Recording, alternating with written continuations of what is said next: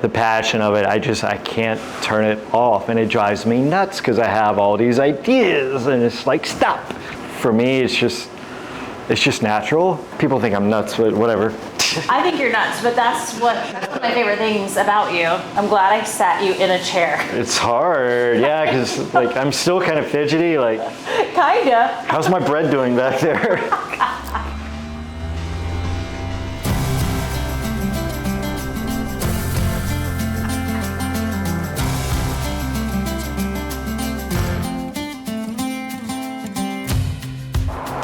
I'm here at Decant, one of my favorite restaurants in Medford, about to walk inside and sit down with Chef Michael. I met Michael a couple of years ago at a wine event.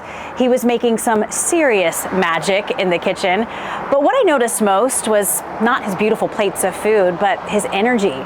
He was smiley, laughing, pure joy, and that joy was contagious. So obviously, I need to hear his story. I'm excited to chat with him and learn more about where that joy comes from.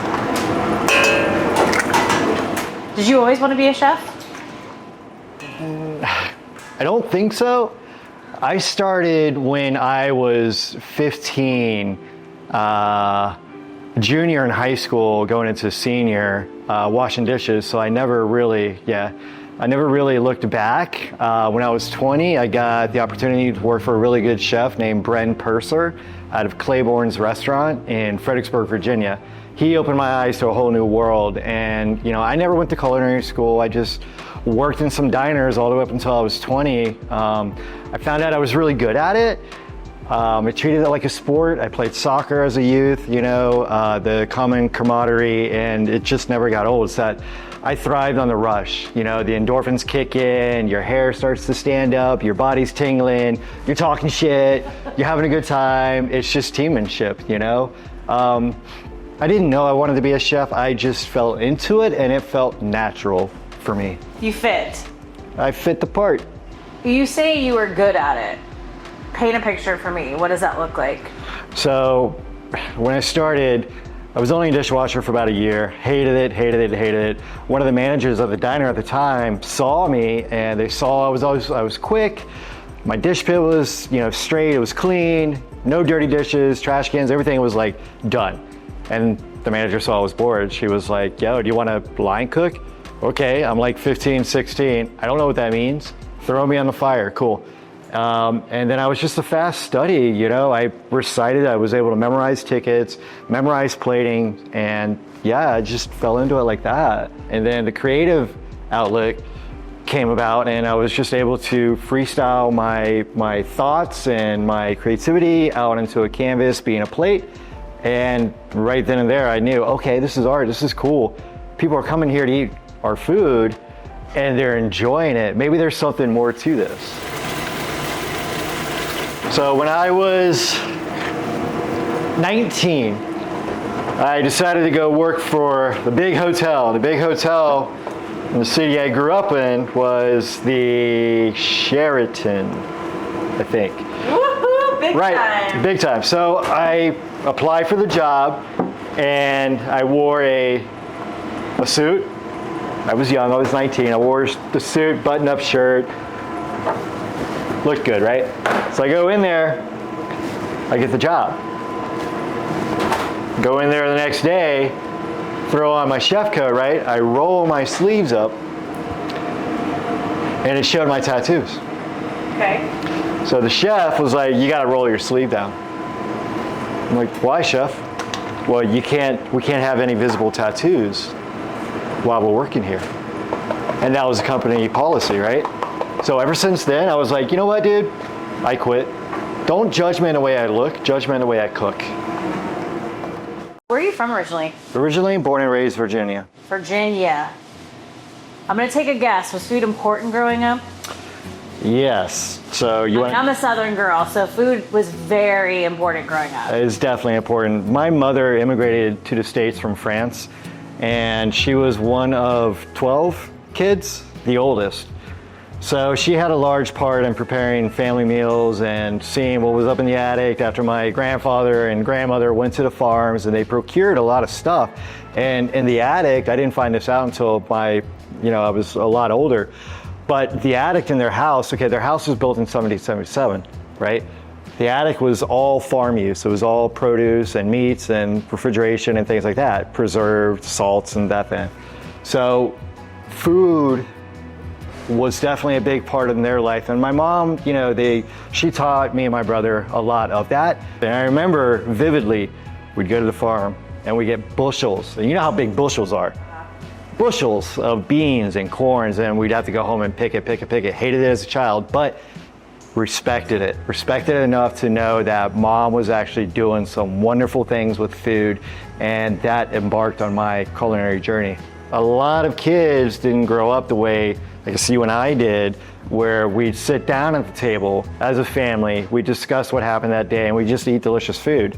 And that's our time. There was no TV, there was no iPad, there was no video games at the table. You know, this is old school, and we'd all just sit around at the table. You know, and that's rare these days. It is rare. Garlic's gone back. I told Edward and Jeff about your turnips. Oh yeah? Yeah. Oh yeah, Jeff was like, we need to harvest a lot of turnips on Wednesday. Are you imagining it in dishes? Are you dreaming about what you're going to do about it? I am. So particularly these turnips, I look for uniform size so I can just shave them. So it'll be uniform on a plate, so very consistent. Then the kohlrabi, I look for like a medium size. You don't want it too big because it'll get bitter on you, but like a nice, good medium size. I envision a plate and see. So I'm going to slice it thin to get more yield out of it. Ooh, nardillos. I'm gonna pick up some of those too. So when we get back to the restaurant, we're gonna be prepping a crab dish. Okay. And I'm picking up some of these peppers for that dish. I'm sorry, these are called Jimmy Nards? Nardillos. Okay. So these I wanna look for straight ones because I'm gonna go slice them real thin all the way down. Colors. You hit the farmers markets every week. Every week. Why do I hit the farmers market? Number one, the product is superior to grocery stores. There's no pesticides, there's no hormones, antibiotics, no further treatment. Almost all of the farmers here, the vendors and the growers, are all organic. That's why I do it. And you can taste it. You can taste the difference between farmer's market and grocery store. I love going to the market too because I can get hands-on, I can touch things. And for me as a chef, whenever I touch certain ingredients, the dish actually just starts working in my head. Like the little peppers we picked up earlier. Oh, that's cool. That's not on the current crab dish, but it's going to be amazing with it. I had a question about your seconds. Yeah. So what justifies seconds? They are super ripe and ready to go within today or tomorrow. Cool. Super ripe, ready to go. So that's what I want. And it's good for gazpachos and sauces, things like that. They're just a little soft. That's all that is. But they're beautiful heirloom tomatoes. We need to give some gnarly ones some love. Absolutely. The produce here, it's all very seasonal, which inspires me to actually get creative too. Was there a time where you were just like, maybe this isn't for me? Maybe I need to go find a real job? So my parents never really respected the craft because, you know, there was no money in it. And my dad, being a government employer, he was just looking out for my best interests, so there was no approval rating there. When I decided to make the jump from Virginia, the chef I was working for at the time, to move down to Miami to go work for Norman Van Aken, one of the culinary founders of America. He invented New World cuisine. I took that leap and I went down there, and to go work for a Michelin-rated James Beard award-winning chef, it's a lot of pressure. I never experienced that pressure before. And there was times when I would just call home and I would literally cry on the phone, like, I don't know what I'm doing. Maybe this isn't right for me. And it took me a lot of soul searching, you know, and just dig myself out of that little rut of, oh, I'm not good for this. Well, guess what? Nobody's good for anything unless you apply yourself. So I took a step back and I applied myself and I learned from other people's mistakes and I thrived. So there was a time. I've interviewed a lot of chefs and I found that they tend to bounce around from restaurant to restaurant. Did you do that? Did you have that experience? 100%. We're like baseball players. Straight up, we're infamous for that. If a chef is there for, you know, God grace, there for 10 plus years, or they fall into a partnership or things like that, then I can see. But as far as chefs bouncing around like baseball players, yes, because we're always trying to find our path. What's our journey? What's going to make us happy? How can we speak through food, and will the owners let us do that? I've been fortunate enough. I spent 20 years in LA, right? There's a lot of bouncing around there. There's a lot of just pressure, and you reach that burnout phase, you reach that breaking point where it's like, you know what? I have my own ideas. You're not willing to listen. I'm going to move, and that's what happens to chefs. They have ideas. Nobody listens to improve the business or what have you, or art, and then the chef just leaves. Where I'm fortunate enough now, I'll turn this month. I turned 48. Long journey, but I'm thankful and fortunate enough to where I've landed at Decant, and the owners are like, you do you, boo. And I'm happy. There's a level of confidence, though, that comes with an owner saying, you do you. I mean, there's some they have some confidence in you to say that. So it's trusting, right? There's two sides for this conversation, and philosophies hit both sides, right? My philosophy in the kitchen, I want my dishwashers to be better than my prep cooks to be better than my line cooks to be better than my sous chef to be better than me, and I want to be better than the owners, right? So it's always that pushing, I'm always looking at bigger picture, okay. Right? I'm at that stage now where I want to be better than the owners. I want to absorb as much as they know. How are they so successful all these years? That's what I want to do, right? It's definitely a trust. There's always that learning curve. You have to show them, just like my cooks have to show me. Can you cook? Can you run numbers? I have to show them, I can cook, I can run your restaurant. So trust, big part. With that philosophy, you're always striving to be better and better and better every day. Pursuit of excellence. In this business, I can only speak on this business because I know it like the back of my hand. This business, if you stay stagnant, if you're stale, if you don't push to be better and inspire and adaptability in this business, then you will fail. It's Jimmy Nard's, the pepper, so beautifully named. It's not funny, but it's funny. It's funny because the actual name is Jimmy Nardillo's, the peppers. But Jimmy Nard's peppers we just picked up from the farmer's market. I got a quick pickle on up with a little bit of Old Bay and some white distilled. So that'll be later. Okay, now we're gonna make our yuzu hollandaise to go with our crab dish. Oh boy. So this is a little secret ingredient here. We have yuzu kosho, which is a Japanese condiment made from the zest of the yuzu, some chilies and some garlic. We're gonna add some eggs. And this is a quick hollandaise that we're doing. We're not doing the traditional method anymore. This is faster and more consistent, and this way actually holds up during service here at the restaurant. Nice. Okay, so we got yuzu kosho in there. We got egg yolks. I'm gonna go a little bit of salt. Salt is magic. Salt is magic. Salt is magic. One ingredient I would always have in the kitchen is salt. Then we got fresh yuzu juice.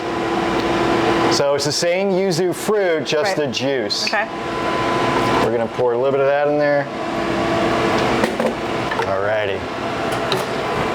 Then we're gonna make a little bit of noise.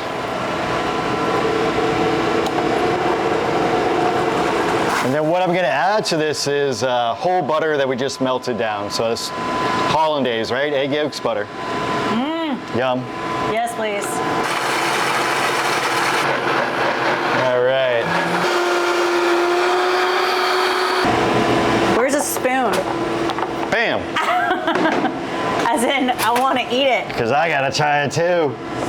How many spoons do you go through a night? Hundreds. The dishwasher hates us. So the salt is there to help balance out later. But if you notice, wait for it, you get the tickle of the yuzu kosho right there. So it's so my food, my cuisine, what I try to do is have one or two ingredients behind every dish that makes your palate dance, almost sing, where you're literally, oh my God, what is that ingredient? I gotta keep eating it to figure it out. Dude, I love that philosophy. That's my thing. You said Los Angeles. You were in Los Angeles for about 20 years. Yeah. In restaurants. Yeah. Bouncing around. Yeah. How was that? LA's a beast. It's a beast. How so? Just, every chef trying to competitively outdo each other in a constructive fashion, if that makes sense. We're all friends. We're all friends down there. But we always wanted to outdo each other, and we always wanted to eat each other's food. It just pushed you. It pushed you. It pushed you. And oftentimes it would push you to a breaking point. Nice segue.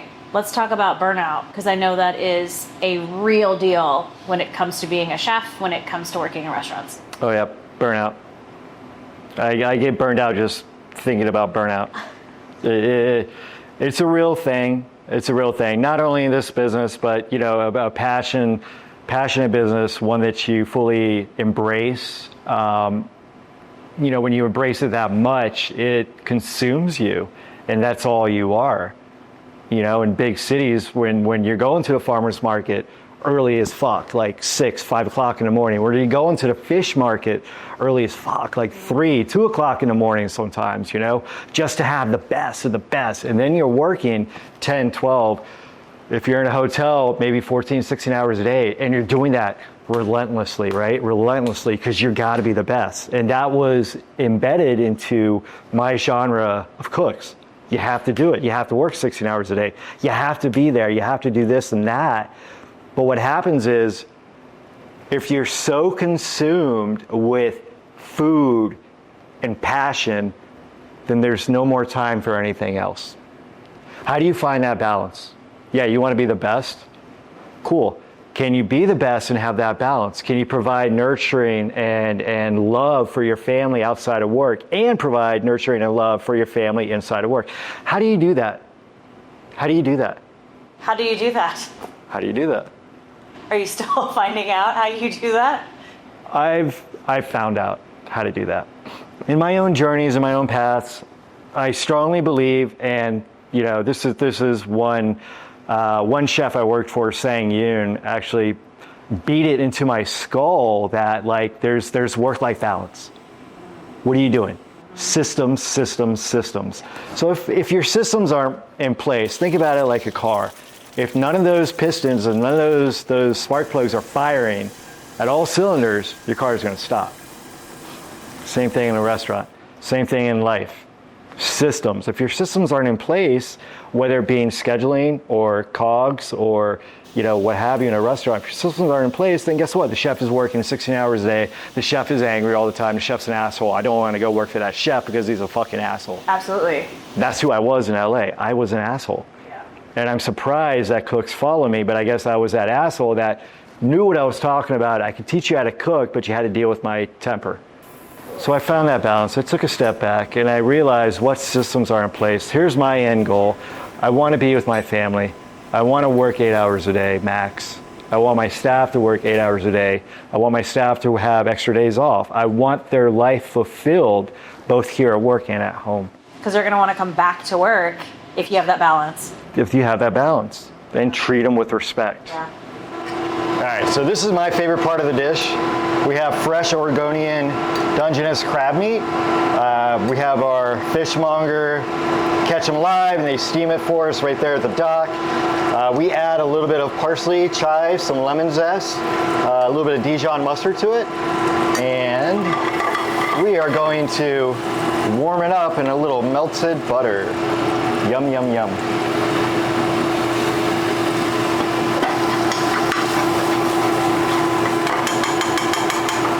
Get a little crispy bits on these guys. I love a crispy bit. Yes. So this is how we plate our Dungeness crab tart. So we start off with a little hollandaise. This will act as a binder or glue, if you will. And then we go our Dungeness crab. It's smelling good over here. Oh, it smells so good. I love crab, and Dungeness is one of my all-time favorites, and we're lucky to have it so close to us. Thank you. More hollandaise. More, please. you have to. Gosh, so good. Oh, Hollandaise. Are you kidding me? This is a fun part here. So, this is butter. If you see it, Wait, Wait, what now? It's butter. So what we did was we clarified our own butter, and then we spun it, we processed it with tapioca maltodextrin, and it creates like this beautiful butter powder.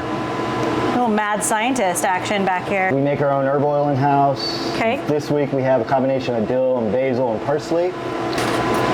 Our little peppers that we Jimmy's Nards. Jimmy's Nards. And we're just gonna make it pretty. We have micro cilantro here. Oh, yes. We have these beautiful little blossoms.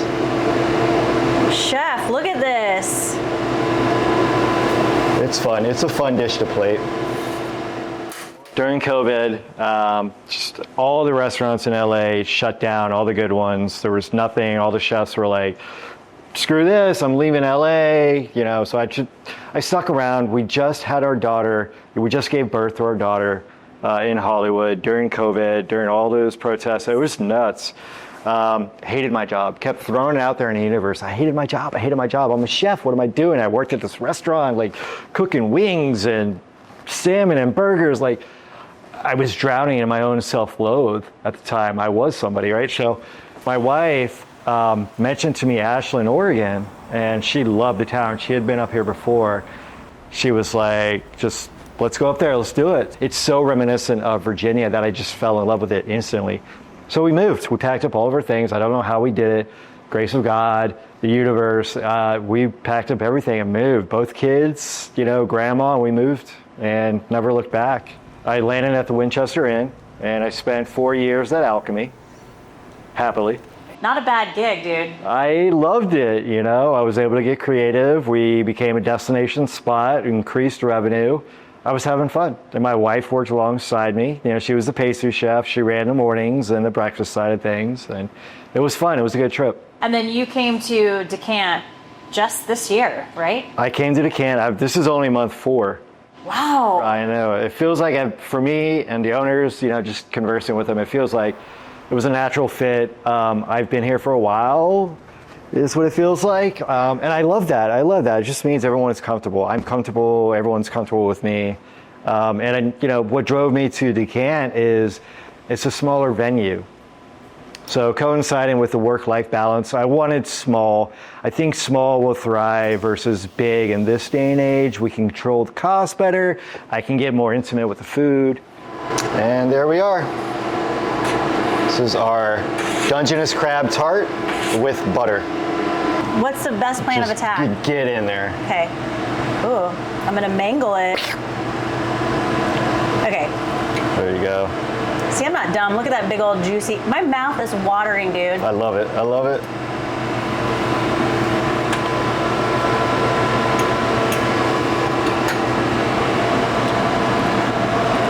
Good thing you took that from me. I was about to lick it. I saw. I was literally about to. So good. Yeah, that butter's fun. That butter is fun. You're super dancey in the kitchen. I am. You know that about yourself. I do. I love to dance in the kitchen. You're very dancey and bouncy. So when I cook, and this is the way my genre was trained, we were dancers, we were choreographers, we were orchestrating a ballet, and for me that never left. So like when you see me popping around the kitchen, even hopping around, each move it's calculated. It's not just me having a good time and like, chef's cool, whatever. No, it's actually calculated. Like I'm moving to get somewhere. You are. Every second matters, and I'm having fun doing it. That's the most important part, right? I've been cooking for 30 years, and to actually over 30 now, to actually still have passion and fun doing this, it's... So I was just gonna say, if you're not having fun doing this job, what are you even doing here? That's what I want to ask all these young cooks. Like, we don't get paid a lot of money. Right. You have to have the passion. Right. If you don't have the passion, I can teach anyone to cook, but if you don't have the passion and strong work ethics, then kitchen's not for you. It's always evolving what we do, you know? Always evolving, always adapting. The moment you stay still and it's like, oh, this is good, it's not gonna be good for a year, and then you're stale. When you're here at Decant, because there's a little window right there, a little window into the kitchen, Do you ever peek out and watch people's faces? All the time. All the time. And it's weird too, because that kitchen it's lit up back there. So it's dark out here during service, right? And I'm always worried that the customers are seeing all of us like peek out, like they're like, what do the customers think? What do our guests think? It's like, oh, what are they looking at? You know? But yeah, I do it. There's a team back there, it's not just me. And we all put our blood, sweat, and tears, literally there's tears at times, and are all into this dish, and to see the reaction on our guests' faces. You know, it's still, after all this time in this industry, I still get off on that. So in all my years, this is the humbling part of it, right? You're so excited that that guest or your friend or loved one or family member, you're so excited that they're excited to eat it. You want to tell them forcefully, like, I did this, I did that, I did this and this and that. Humble yourself and just thank you. That took a long time, but thank you. That means the world to me. It's long hours, it's burnout, it's finding balance, it's dealing with new kitchens, challenges, things like a pandemic and having to leave a job and start a job. Why do you keep doing it? Because I love it. This is, yeah, I almost got teary-eyed for a second. I honestly, I love it. I love it. I can't get out of it. I've tried getting out of it. I don't want to get out of it. I love it. I love creating food. I love cooking. I love the reaction. I love the rush. This is who I am. I'm a chef.